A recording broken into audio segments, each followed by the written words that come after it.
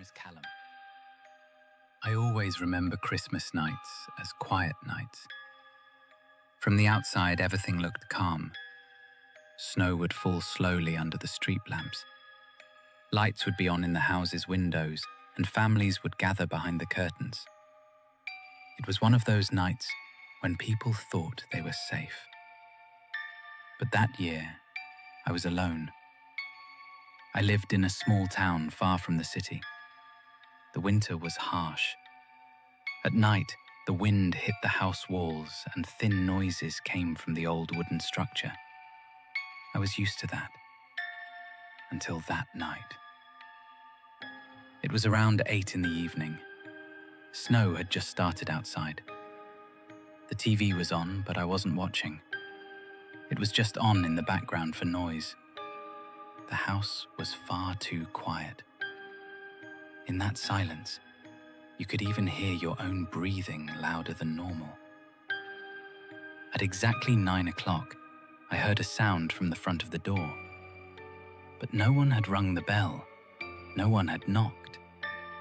It was as if someone was standing at the door, waiting. I got up and looked at the door. There was no one outside. Because the snow was fresh, footprints would show immediately, but there wasn't a single print in front of the door. It was as if nobody had come. I closed the door. A feeling of unease I couldn't explain sat inside me. I told myself it was just the wind. About half an hour later, a shadow passed in front of the living room window. It wasn't fast, not like a running person, more like something moving slowly. The curtain was slightly open. I looked outside. The street was completely empty. But then I noticed, under the street lamp, in the snow, there was a long, dark silhouette. It wasn't moving. The first thing I thought was someone in a Santa suit. I figured it was one of the events put on in town for the children. Even if it didn't make much sense, I tried to convince myself of that. The Santa figure lifted its head. I couldn't see its face, but I felt it looking. It was looking right at me. I closed the curtain. My heart sped up, but I tried not to panic. At that moment, I heard a sound from the upper floor above the door, inside the house. Slow, heavy footsteps that felt like they were pressing down as they walked. I lived alone. Those steps weren't mine. The footsteps upstairs stopped after a while. There was no running, no hurry. It was as if it was inspecting the house. Where am I? Are the lights on? Am I breathing? As if it knew all of that. I realized I was gripping the remote. The TV sound suddenly started to feel too loud. I wanted to turn it off, but my finger wouldn't move. Because at that moment, the thing upstairs started walking again. This time, toward the stairs. I could count each step. The wood creaked, but not like an old house. Heavier, more deliberate, as if it wanted the place it stepped on to make sound. When it reached the top of the stairs, I held my breath. I saw its shadow on the wall. It was long, longer than a normal person's shadow. Its shoulders were not broad, but its body leaned forward in a strange way. There was something on its head, like a hat, but not round, sharper, harder in shape. The light at the bottom of the stairs made the shadow look bigger than it was. It stepped down the last stair. It was now in the living room. I was still sitting on the couch. I knew I had to run, but my body refused, because instinctively I felt If I move, it will move too. And it was faster than me. It stopped in the middle of the room. Slowly, it turned its head. I couldn't see its face, but there was something like a beard. Not white, filthy, yellowed, uneven. It didn't look like a costume. The clothing it wore looked red, but torn, faded, and in places darkened. This was not Santa Claus, but it was close enough to remind me of that figure from my childhood. It held a sack in its hand. The sack was full. From it came the sound of hard things hitting each other.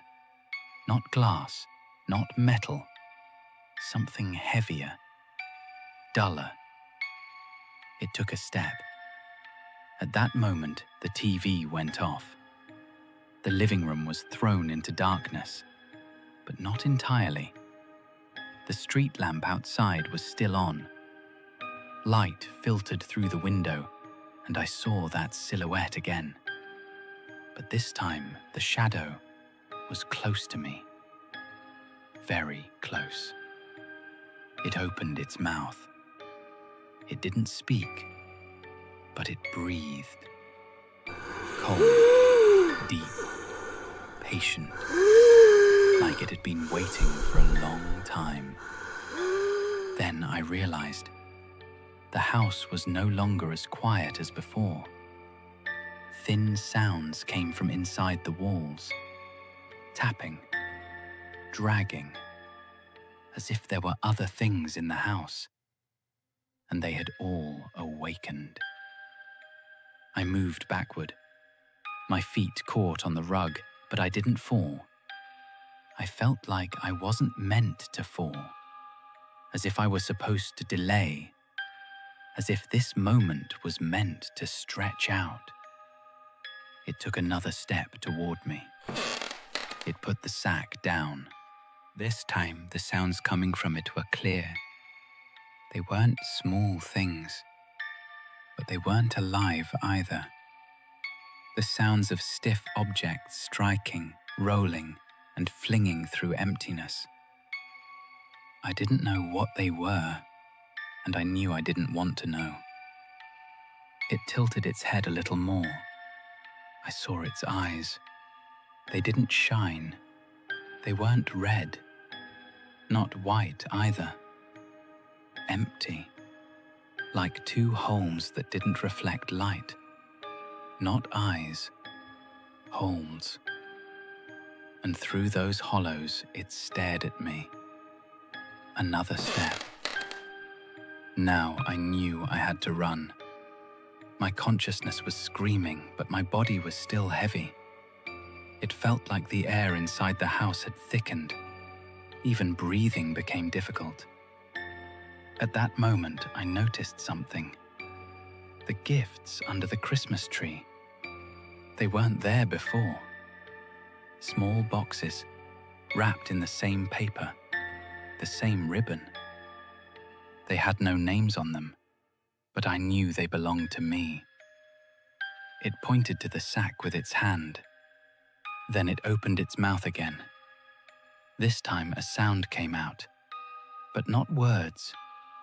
Something like the sound children make when they breathe excitedly, only much more muffled, much more terrifying, as if it hadn't spoken in years, but hadn't forgotten how. When it took another step, I finally recoiled. And in that moment, every light in the house went out at once. Total darkness. But I was not alone. I couldn't see it, but I felt how close it was. Almost close enough to touch. I felt its breath on my face. Cold. Not like the winter air. Like a grave. It whispered. It said my name. I don't know how it knew, but it said it. Then I heard other names. Names I didn't recognize. yet they echoed through the house, from the walls, the ceiling, the floor. Something fell out of the sack. It hit the floor, rolled, and touched my foot. I didn't bend down to look, because I felt if I looked, there would be no return. Suddenly, everything stopped. Breath halted. Sounds ceased. The lights came back on. The living room was empty. The tree was still there. The presents were gone. The sack was gone. There were no footprints. Only a small piece of red string lay on the floor, as if torn from a Santa hat. I didn't sleep the entire night. I didn't call the police. I didn't call anyone. If I told what happened to anyone, they'd probably think I was crazy. So there was nothing to tell. Words would not be enough. In the morning, I went outside. Lights were on in the neighbors' houses. There were people. Life went on. But in my house, something was missing. When I looked in the mirror, I noticed marks under my eyes that looked like bruises, but weren't. They looked like fingerprints, as if someone had held my face for a long time. From that day on, every Christmas night, I do the same thing. I turn off the lights. I draw the curtains. I lock the door. I leave no gifts. And most importantly, if I hear the sound of bells from far away around midnight, I don't look out the window. Because some things don't come to give gifts. Some things come just to choose you.